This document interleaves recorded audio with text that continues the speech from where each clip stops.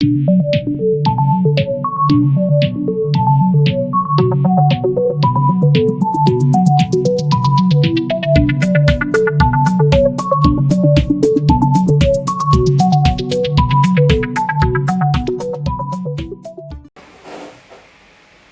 l'église n'est pas le seuil? Pourquoi l'église n'est pas l'aéroport? Ou pourquoi l'église n'est pas Capernaum aujourd'hui, par exemple? Là où le Seigneur a fait tant de miracles. Pourquoi? Parce que souvent l'église ressemble à Nazareth, qui n'accepte pas le Saint-Esprit, au lieu de ressembler à Capernaum ou à toutes les villes où l'action du Seigneur avait été acceptée. Il n'y a pas d'autres explications.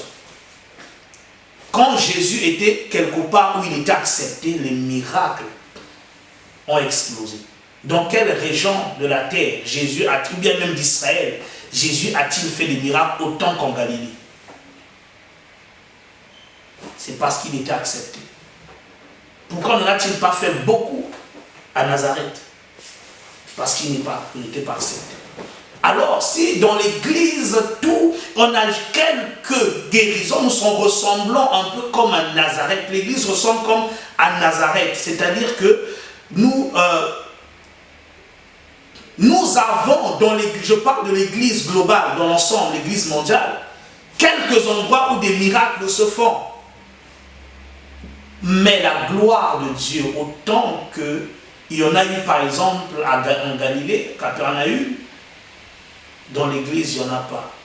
Simplement la seule raison est parce que le Saint-Esprit n'est pas honoré dans l'église. Donc notre propos de ce matin, ça va être un propos simple. Nous allons continuer dans la suite de ce que le pasteur a, ou dans l'esprit de ce que le pasteur a commencé à enseigner sur le Saint-Esprit. Notamment, nous allons parler de reconnaître le Saint-Esprit. Donc, je répète, le titre, c'est reconnaître le Saint-Esprit pour une communion réelle et vivante. Pourquoi j'insiste sur les termes réels et vivants? Pourquoi je les ai placés là? C'est parce que très souvent, nous sommes dans une communion imaginaire. Très souvent, nous sommes dans une communion imaginaire avec le Saint-Esprit. Nous croyons être en communion avec le Saint-Esprit, mais en réalité, nous ne le sommes pas.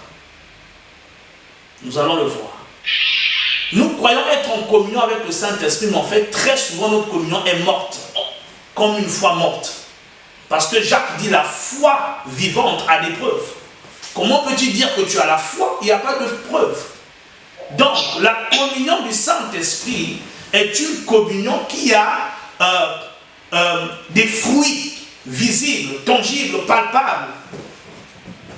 Notamment le fruit de l'Esprit, entre autres. L'amour en abondance. Pouvons-nous dire que nous sommes pleins d'amour pour les frères et sœurs? Notre amour est-il ardent comme la Bible le dit? Là où il y a communion, il y a ces choses. Donc des fois nous croyons être en communion, mais en fait nous ne le sommes pas avec lui. Ou des fois nous croyons que notre communion est très grande, mais en fait elle est très petite. La plupart du temps, nous avons tout de même une certaine communion avec l'Esprit pour être vrai et juste. Mais elle est tellement faible qu'on n'en voit pas les fruits et l'impact dans notre vie.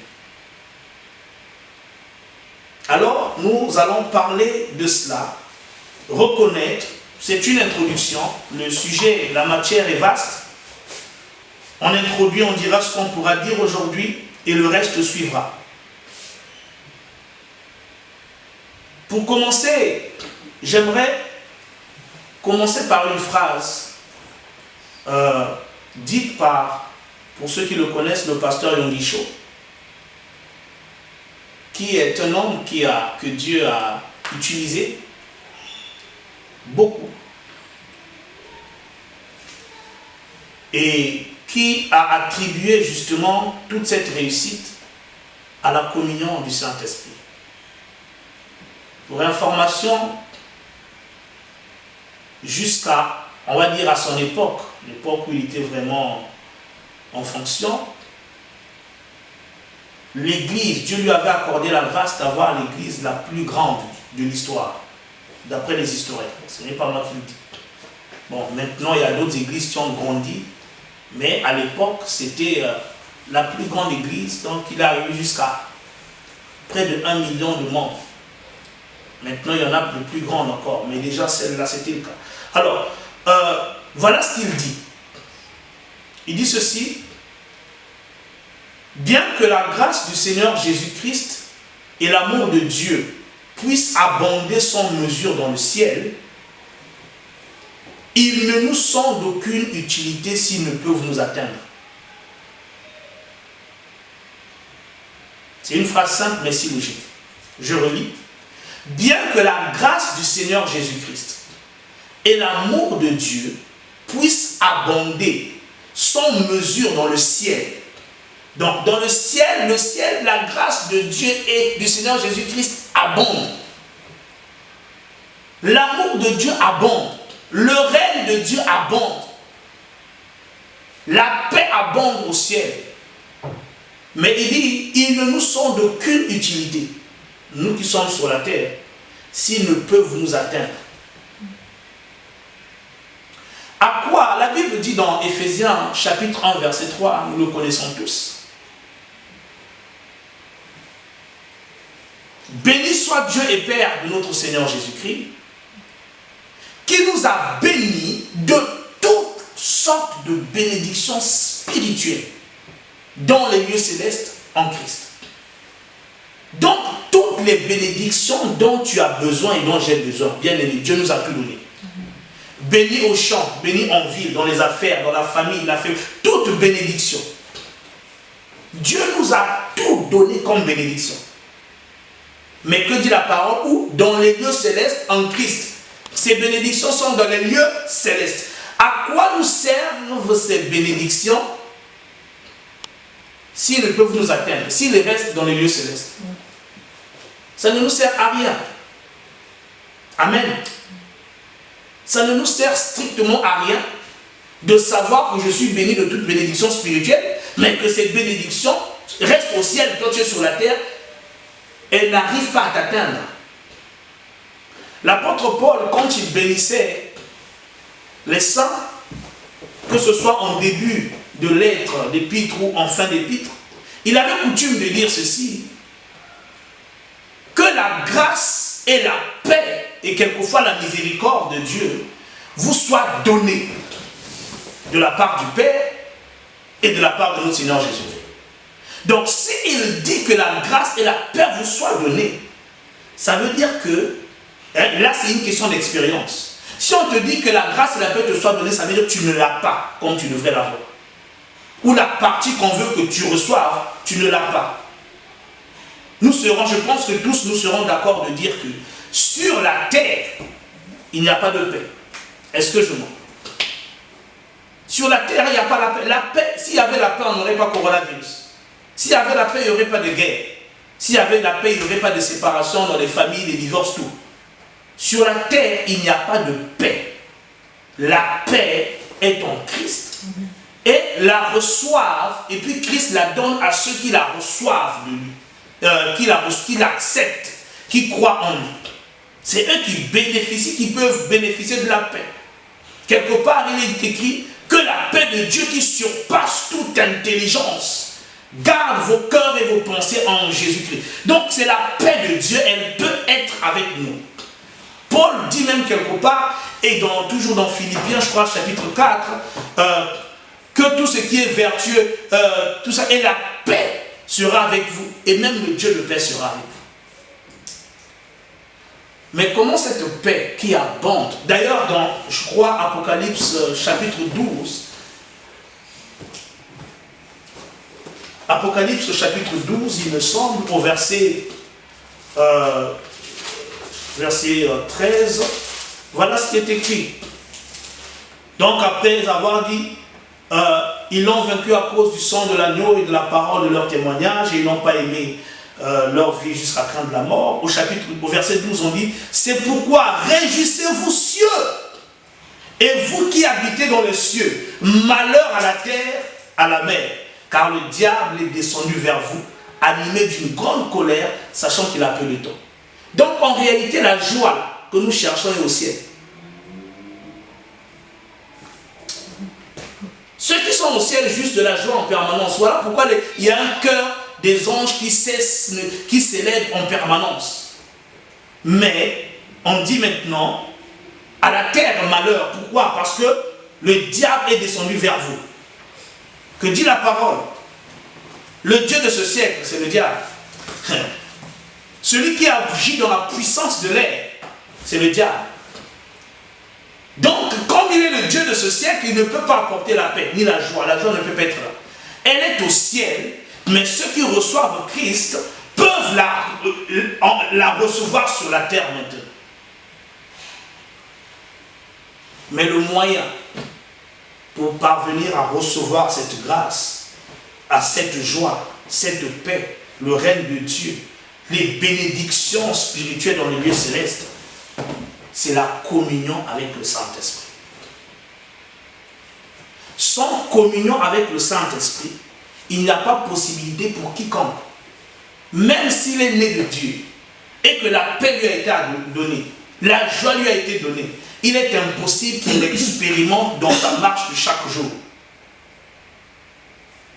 Dans Romains chapitre 14, verset 17, Dieu dit, le royaume de Dieu ne consiste pas, c'est la justice, la paix et la joie par le Saint-Esprit. Donc, pour pouvoir jouir de la justice, pour pouvoir jouir de la joie et de la paix, c'est par le Saint-Esprit, par le canal, par indique un canal, un moyen de transmission. Ce qui nous connecte à quelque chose. J'aimerais vous dire ceci. Si Jacob avait l'échelle et que les disciples avaient l'homme Jésus, nous avons le Saint-Esprit comme canal qui nous connecte au ciel. Quand Jacob est arrivé à Luz, il a fait un songe, il a vu une échelle. Et on voit que sur cette échelle, il y avait un trafic. Les anges montaient et descendaient. Quand Jésus est venu, il a dit, vous verrez désormais les anges de Dieu monter et descendre sur le Fils de l'homme. Donc il était comme la connexion avec le ciel. Jésus-Christ homme, je parle de Jésus-Christ homme. Maintenant, pour nous, aujourd'hui, qui sommes sur la terre, le Seigneur Jésus-Christ, on nous a rappelé, il est monté au ciel. De là-bas, il nous bénit. De là-bas, il nous accorde sa grâce, la paix et toutes ces choses. Mais le canal par lequel ces choses transitent pour venir jusqu'à nous, c'est le Saint-Esprit. D'où on parle de la communion du Saint-Esprit ou la communication du Saint-Esprit. C'est pour ça que ce chant, c'est un chant que nous connaissons, par exemple, de la sœur de Namwana qui dit quoi? Quand il descend, il est déjà descendu. Mais ce que je veux dire, c'est quand il descend, il y a transfert entre ciel et terre. Le transfert entre ciel et terre ne se fait pas seulement parce qu'il y a les anges. Les anges ont besoin d'un canal de passage. Au temps de Jacob, j'ai dit, il y avait comme l'échelle qui avait été dressée. Quand Jésus était là, les anges montaient et descendaient sur lui. Pourtant, les anges avaient toujours été là, mais Israël ne bénéficiait pas des miracles, tout ce qu'il a bénéficié, jusqu'à ce que Jésus soit là. Aujourd'hui, le Saint-Esprit, les anges nous sont favorables, œuvrent en notre faveur, parce que le Saint-Esprit est là. Pour le salut de Corneille, dans Acte 10, c'est un ange qui lui est apparu. L'ange a paru à Corneille, il a parlé à Corneille, il a dit, envoie un homme ou des hommes dont elle a Joppé dans la maison de Simon le courroyeur, qui est près de la plage de la mer. Il y a là-bas un certain Pierre. Fais-le venir. C'est un ange qui a parlé à Corneille. Mais quand les hommes arrivent à Joppé et demandent après Pierre, le Saint-Esprit dit à Pierre, c'est moi qui les ai envoyés. Mais nous savons que c'était des anges. C'est l'ange qui était apparu à Corneille. En d'autres termes, c'est l'ange qui avait envoyé le Saint-Esprit chez Corneille. Alléluia. De même, quand Philippe a quitté Samarie pour aller prêcher l'eunuque éthiopien sur un chemin, au départ, on dit l'ange lui a paru, il lui a dit va sur tel chemin. Et quand il est arrivé sur le chemin, c'est le Saint-Esprit qui lui dit approche. Comme pour dire, l'action que l'ange avait envoyée, avait faite, la commission que l'ange avait faite, c'était une commission du Saint-Esprit. Donc le Saint-Esprit, la communion du Saint-Esprit est indispensable si nous voulons jouir de la vie chrétienne authentique avec tous les avantages. Très souvent, nous sachons ce que nous avons en Christ, mais nous n'en bénéficions pas. Parce que soit la communion avec le Saint-Esprit n'existe pas, est inexistante, ou elle est très faible, où les voies de communication sont obstruées. Alors, ça devient difficile pour nous de recevoir de Dieu en permanence. Qu'est-ce que j'appelle... Non, pas qu'est-ce que j'appelle la communion. J'aimerais vous montrer un effet de la communion, de l'esprit.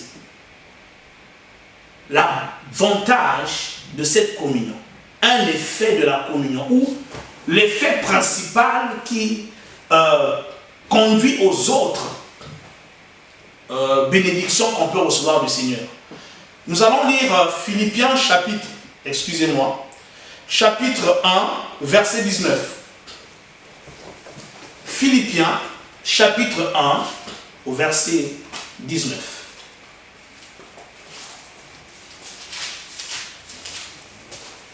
Philippiens, chapitre 1, au verset 19. Voici ce que déclare la parole de Dieu. Car je sais que cela tournera à mon salut, grâce à vos prières et à l'assistance de l'Esprit de Jésus-Christ. Grâce à vos prières et à l'assistance de l'Esprit de Jésus-Christ. Quand vous lisez le grec, le terme assistance signifie approvisionnement abondant. Le terme assistance signifie approvisionnement abondant. En d'autres termes, quand la communion avec le Saint-Esprit est établie, le Saint-Esprit nous approvisionne abondamment et nous approvisionne avec abondance en sainteté, avec abondance en lumière, où on pourra dire il inonde nos cœurs de lumière et nous approvisionne avec abondance de puissance, avec abondance de paix, de telle sorte que nous avons en nous la paix qui surpasse toute intelligence. Il nous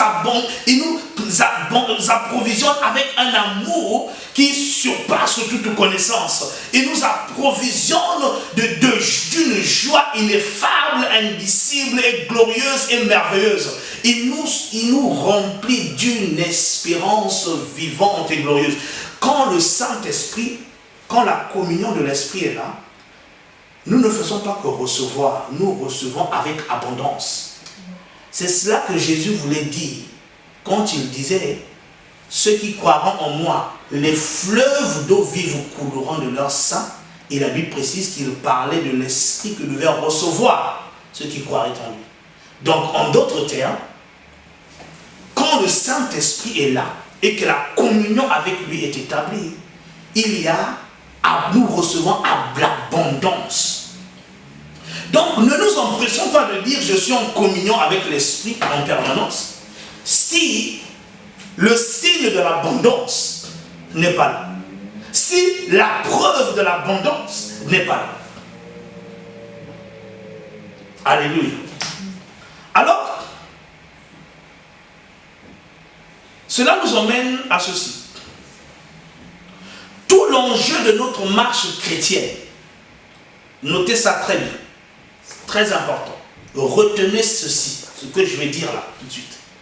Tout l'enjeu de notre marche chrétienne sur la terre est, d'établir et de demeurer dans cette communion du Saint-Esprit pour bénéficier en permanence de son approvisionnement abondant.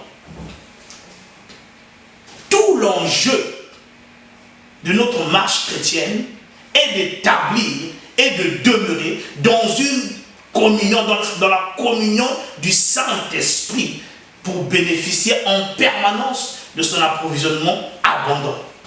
C'est ce que, autrement, on appelle, le pasteur en a parlé, la plénitude du Saint-Esprit. Tout l'enjeu de la vie chrétienne. Cherchez toujours à être rempli pour recevoir en permanence, pour être approvisionné avec abondance de toutes ces choses, joie, toutes ces choses dont nous avons besoin pour vivre une vie chrétienne authentique et manifester Christ. Ce n'est pas chose aisée. Même les plus grands serviteurs de Dieu ou ceux qui nous ont précédés et qui, par la grâce de Dieu, ont achevé la course aujourd'hui, et quand vous lisez leurs témoignages, ils reconnaissent que ce n'est pas quelque chose d'aisé, que tu as une fois et puis c'est fini. Mais ça se développe dans le temps, en posant notamment des actions correspondantes. Donc, si tu ne reconnais pas une abondance dans ta vie, ne sois pas désespéré. Sois plutôt encouragé à te dire que je ne suis pas arrivé, ça te rend humble, ça me rend humble, mais c'est possible, ça se développe avec le temps. Donc toute notre vie, nous travaillons à développer cette communion, à demeurer dans cette communion, pour qu'au fur et à mesure, l'approvisionnement du Saint-Esprit soit de plus en plus abondant. Ça, c'est l'enjeu. Mais avant de parler un peu plus en détail de ce qui nous permet, de ce qui nous permet d'être en communion vivante, réelle et vivante, il est important d'avoir une bonne compréhension de ce que la communion du Saint-Esprit n'est pas. Parce que souvent, nous supposons des choses et nous sommes dans une communion réelle, nous sommes dans une communion imaginaire que nous croyons réelle. Parce que nous ne comprenons pas ce que c'est que la communion ou ce que la communion du Saint-Esprit n'est pas. On va lire un texte, Matthieu chapitre 6, versets 6 et 7. Matthieu chapitre 6, versets 6 et 7. Un texte que nous connaissons très bien.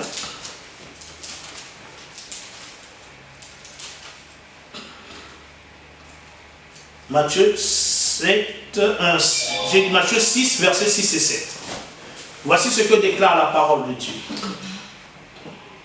Mais quand tu pries, entre dans ta chambre, ferme ta porte et prie ton Père qui est là dans le lieu secret. Et ton Père qui va dans le secret te le rendra. Mais c'est le verset 7 qui nous intéresse. En priant, ne multipliez pas de vaines paroles, comme les païens qui s'imaginent qu'à force de paroles, ils seront exaucés. Ce texte est vrai pour la communion du Saint-Esprit. Très souvent, nous croyons qu'à force de paroles envers le Saint-Esprit, nous rentrons en communion avec lui. Mais cela n'est pas vrai. On va le voir tranquillement. Notre communion avec le Saint-Esprit n'est pas